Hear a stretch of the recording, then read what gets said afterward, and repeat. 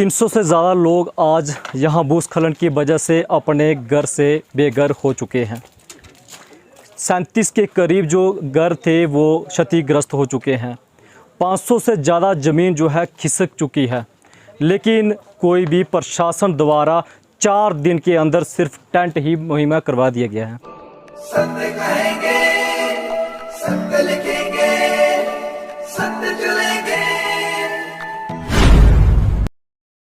300 से ज़्यादा लोग आज यहाँ भूस्खलन की वजह से अपने घर से बेघर हो चुके हैं। 37 के करीब जो घर थे वो क्षतिग्रस्त हो चुके हैं। 500 से ज़्यादा ज़मीन जो है खिसक चुकी है, लेकिन कोई भी प्रशासन द्वारा 4 दिन के अंदर सिर्फ टेंट ही मुहैया करवा दिया गया है। अगर बात की जाए तो मूल सुविधा जो थी वो खाने की थी, जो राशन था वो नहीं मिल पाया प्रशासन की तरफ से।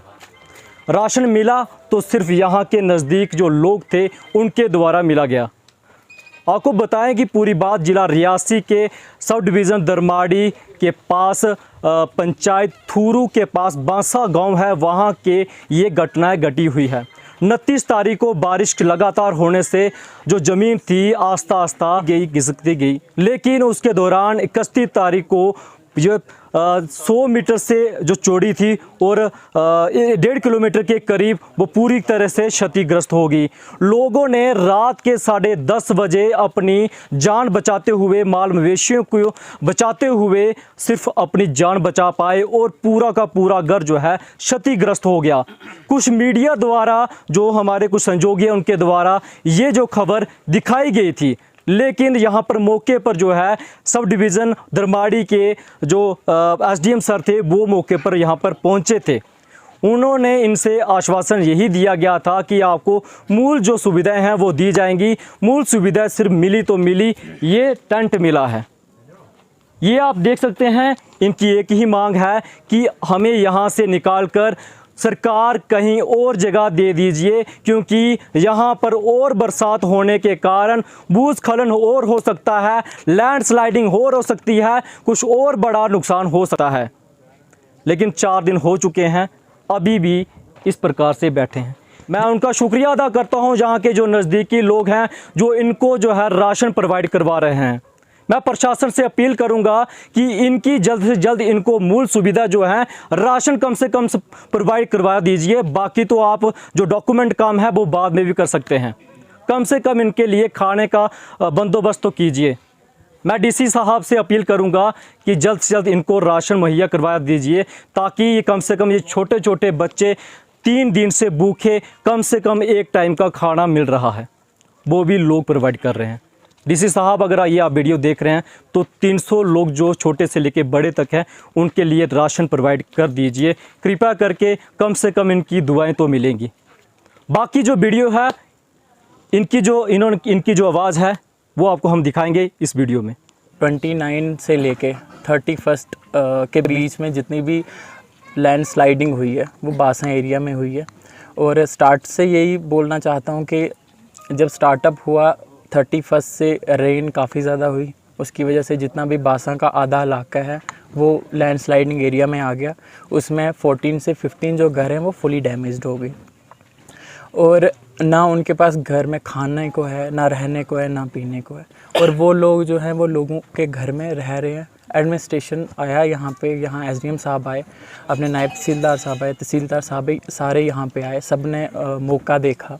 और अपने पुलिस स्टेशन से भी आए, अपने एसएचओ साहब आए, उन्होंने टेंट मुहैया इनको दिए। और टेंटों से क्या ही होता है आप सबको पता ही है।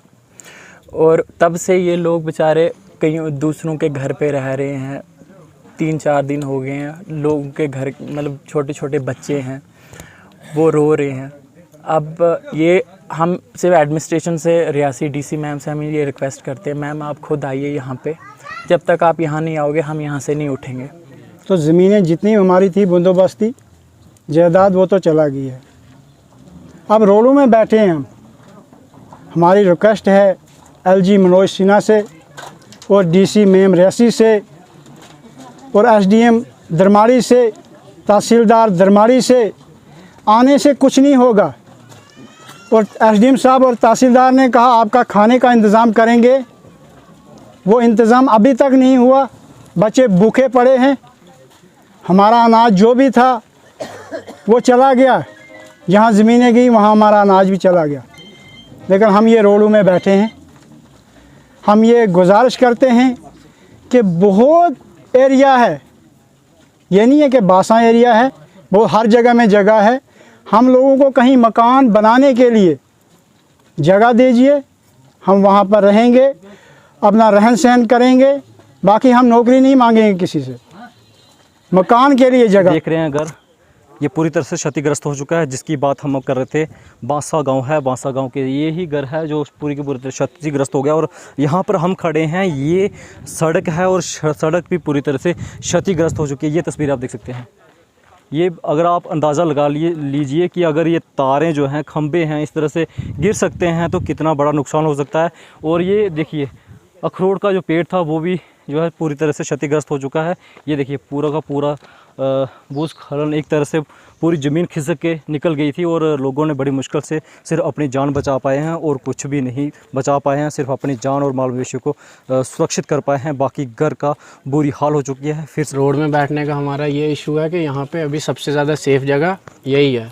और एसडीएम साहब ने भी बोला कि ये जो सामने आप विजुअल दिखा सकते हो, ये प्लेन करके आप यहीं बैठ सकते हो। हमने रोड इसीलिए बंद नहीं किया कि कोई प्रॉब्लम क्रिएट करें, रोड इसीलिए बंद किया क्योंकि प्लेन एरिया भी सेफ़ एरिया हमें यही दिखा, तो हमने यहीं टेंट लगा लिया। और हमें टेंट यही प्रोवाइड किए गए इनको, जो आप देख सकते हो, तो इसीलिए हमने रोड के बीच में लगा दिया। इन टेंट से तो आपको भी पता है भाई गुजारा नहीं होगा, मगर अब एडमिनिस्ट्रेशन से, हमारी हायर एडमिनिस्ट्रेशन से यही अपील है कि जल्दी से जल्दी इनका मतलब कोई प्लॉट वगैरह इशू किया जाए, या कोई सेफ़ जगह बताई जाए, या कोई गवर्नमेंट बिल्डिंग्स वगैरह जो मतलब खाली हो जहाँ ये रह सके। क्योंकि इन टेंट्स में तो अभी दोबारा बारिश आने वाली है, तो उसके बाद इनका यहाँ रहना मुश्किल ही है।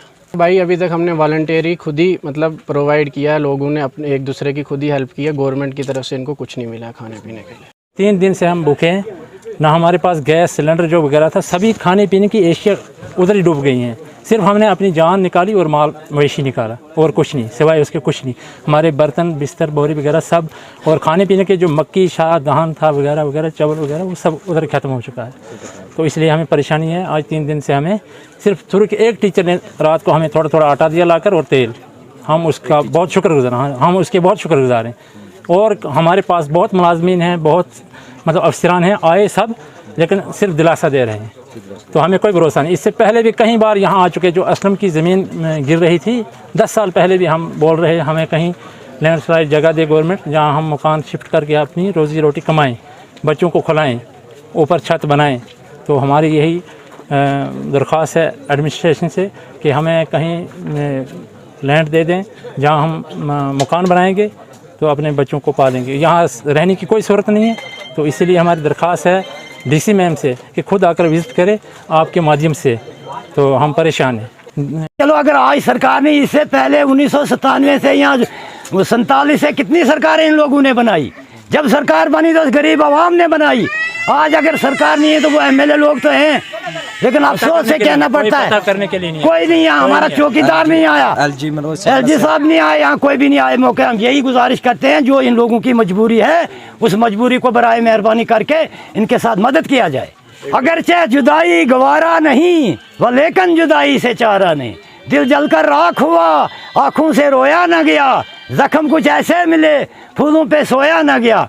हमद बारी ताला इलाही शुक्र व तो एहसान है, मखलूक का तू निगहबान है रज़ाक सारे ज़माने का तू मुख्तियार है दाने दाने। क्या एक कमरा एक स्कूल का नहीं खुल सकता इस गरीब आवाम के लिए, मजलूम के लिए? ये इस वक्त रोड में बैठे हैं, खुशी से थोड़े बैठे हैं। इसलिए हमारे डीसी मैम से यही गुजारिश है कि वो खुद विजिट करें मौके पर, वो खुद देखें क्या है क्या नहीं। नहीं तो हम तब तक नहीं उठेंगे। कोई की यहाँ पर कोई हादसा होगा इसकी जिम्मेवार एडमिनिस्ट्रेशन होगी। मैं ये चेतावनी देता हूँ। खाने पीने के लिए बस एक दूसरे से मदद होती है। किसी के बाथरूम में जाएंगे, मैं पैरालाइज, मुझे 6 साल हो गया है। कोई मैं जूता लगा है उधर, मैं कहाँ चप्पल जूता निकाल के चप्पल पहनूँ यार, इधर मीठे लग गए। सब थोड़े हमारे जैसे ही हैं। अफसोस है इस एडमिनिस्ट्रेशन के लिए। क्या है, क्या इनकी माँ बहनें नहीं हैं, लड़कियाँ नहीं है? 4-5 लड़कियाँ इधर प्रेग्नेंट है इस वक्त, वो मर रही हैं। कौन से एड्स लाई इन्होंने? कम से कम इनका फर्ज बनता था डॉक्टर साथ में लाना देखना। हम मानते हैं कोई नहीं उधर फंसा नहीं, कोई यहाँ कोई मारा नहीं, लेकिन फिर भी फर्ज बनता था इनका कि देखेंगे कोई बीमार है, कोई तकलीफ है किसी को। बाकी तो चलो मिनिस्टर वो तो हमने पहले ही देखा, वो उसी वक्त आएंगे जिनको जिस वक्त उनको ऐसे हमारी तरह बेख मांगनी पड़ेगी, वो उसी वक्त आएंगे बेख मांगने के लिए। डरना एक अल्लाह से, वो मारने वाला वही, बचाने वाला भी वही है। मैं नहीं किसी से डरता हूँ। जिसने अभी फांसी चढ़ाना मैं तैयार हूँ, अभी मुझे फांसी के फंदे पे चढ़ा दे।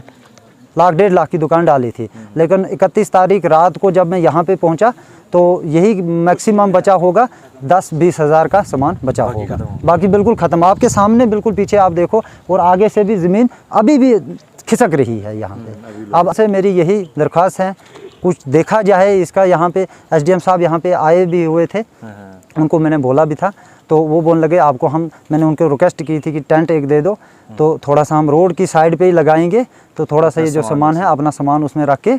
हमारे पास जो डाटा है उसको हम अभी प्रिलिमिनरी डाटा कहेंगे, क्योंकि अभी फाइनल रिपोर्ट होना बाकी है। उसके लिए एक कमेटी हमने कॉन्स्टिट्यूट किया जो कि मल्टी डिपार्टमेंटल कमेटी है, जिसमें हमारे पास रेवेन्यू के ऑफिसर तहसीलदार साहब हैं, उसमें अब एक्शन है, इरिगेशन फ्लड कंट्रोल से वो हैं, और साथ ही साथ उसमें हमारे पास हार्टिकल्चर डेवलपमेंट ऑफिसर हैं। तो ये कमेटी जो है जब मौके पे आएगी तो प्रॉपर जो है लॉसेस का असेस करेगी, उसके बाद ही असली पिक्चर सामने आ पाएगी। लेकिन अभी जो हमें लॉसेस जो अभी नज़र आ रहे हैं, इसमें कम से कम 35 से 40 मकान जो हैं इसकी जो है ज़्यादा में आए हैं, और 35-40 फैमिलीज़ को समझ लीजिए कि वो फैमिली जो है इसमें जो है वो ज़्यादा में। यहाँ तक रिलीफ़ की बात है तो रिलीफ़ में हमने इनको जो है टेंट्स प्रोवाइड कर दिए हैं। आर्मी जो है उनको भी हमने रोप इन किया है, तो आर्मी जो है उनका भी वो भी यहाँ पे आ रहे हैं टेंट लेकर, तो हम टेंट इनको नस्ब करके दे रहे हैं। जहाँ तक बात है इनको खाने पीने का जहाँ तक इशू है, उसके लिए कल ही हमने जो है इनकी एक डिटेल इनसे मिल के एक डिटेल लिस्ट जो है वो डिप्टी कमिश्नर को भेज दी गई है, जिसमें से रेड क्रॉस में से इनको पैसा जो है आज डाल दिया जाएगा।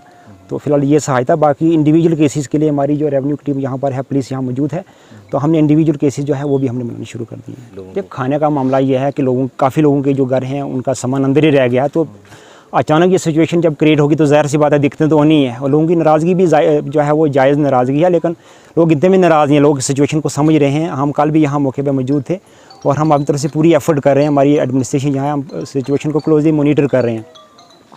खाने की जहाँ तक बात है तो लोग यहाँ चूँकि इनके पड़ोसी हैं, अपने यहाँ रिश्तेदार हैं, तो लोग उनके पास भी रुके हुए हैं। हमने लोगों को इनफैक्ट कल भी ऑफ़र किया था कि अगर आप चाहते हो तो हम आपको किसी सरकारी बिल्डिंग में जो है वहाँ शिफ्ट कर देते हैं, ऑफ़र किया था, लेकिन लोगों ने कहा कि हमारे माल मवेशी हैं, हम इस एरिया को छोड़ के नहीं जाएंगे। उसी को देखे दोबारा मैंने लोगों को ये ऑफ़र किया कि आप यहाँ अपनी सूटेबल जगह देख लीजिए, ताकि हम आपको वहाँ टेंट नस्ब करके दे दें और आप अपने घर के पास रह सकें। रेड क्रॉस में से तो मोस्ट प्रोबेबली इनको आज ही पैसे पड़ जाएंगे, लिस्ट हमने भेज दी हुई है।